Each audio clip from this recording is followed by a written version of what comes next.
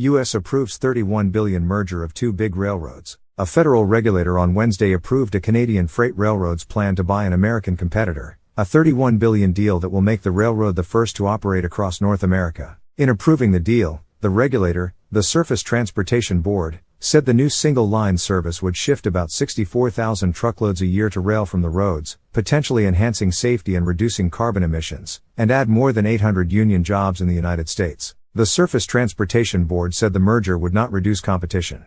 On balance, the merger of these two railroads will benefit the American economy and will be an improvement for all citizens in terms of safety and the environment, Martin J. Oberman, the chairman of the five-member board, said at a news conference on Wednesday. Under the merger plan, Canadian Pacific, the sixth largest freight railroad by revenue operating in the United States, agreed to buy the next largest carrier, Kansas City Southern. The combined railroad will not overtake the fifth largest carrier, Canadian National. The deal is the first merger between two major railroads since the 1990s. It also culminates a years-long campaign by Canadian Pacific to grow. The company had unsuccessfully pursued mergers with several other large railroads, including Norfolk Southern and CSX, over the past decade. Canadian Pacific said it could take control of Kansas City Southern as soon as April 14, creating a new carrier, Canadian Pacific Kansas City. The company expects to spend 3 years combining the railroads. The combined company, based in Calgary, Alberta, will operate about 20,000 miles of track and employ about 20,000 people.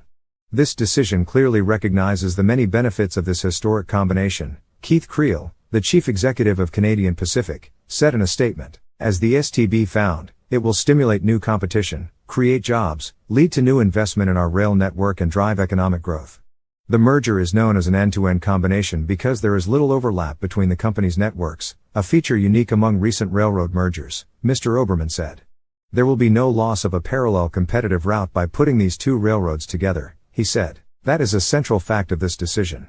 While the board approved the merger, it did impose some conditions. The railroads will have to keep open their existing gateways, interchanges where railroads meet and shippers have the opportunity to move their goods from the trains of one company to another. The board also created a process that will allow shippers to challenge certain rate increases by the new company, and it required Canadian Pacific to provide extra data over a 7-year period so the board could monitor compliance with the conditions it is imposing to approve the merger. The decision came amid mounting concerns with the deal. In a letter to the Surface Transportation Board in January, the Justice Department said it had serious concerns about industry consolidation and asked the regulator to carefully scrutinize the merger. Senator Elizabeth Warren, Democrat of Massachusetts, asked the Transportation Board this month to block the deal outright, saying it would reduce competition and could result in higher shipping costs, fewer jobs and more service disruptions.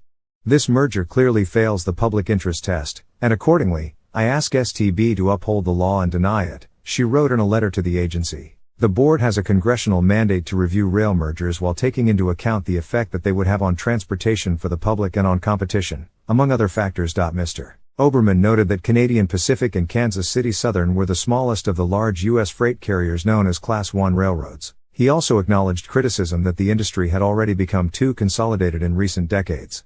That consolidation presented the landscape on which we are acting today, and we have to act in what is the best interest of the country as a whole when considering such a transaction, he said. The merger will actually provide a stronger competitive landscape, he said. The board's decision also took into account the environment and other factors. In a detailed review in January, the board found that the merger would have little negative effect on safety, air quality or other concerns, though some communities could see heightened air or noise pollution, it stated. Mr. Oberman also said on Wednesday that the merger might well improve safety by removing transport of hazardous materials from roads to railways. The safety of railroads has gained new prominence since a Norfolk Southern train derailed in East Palestine, Ohio, in early February, spilling hazardous chemicals and prompting officials to allow a controlled burn of some of those substances. On Tuesday, the Attorney General of Ohio sued Norfolk Southern.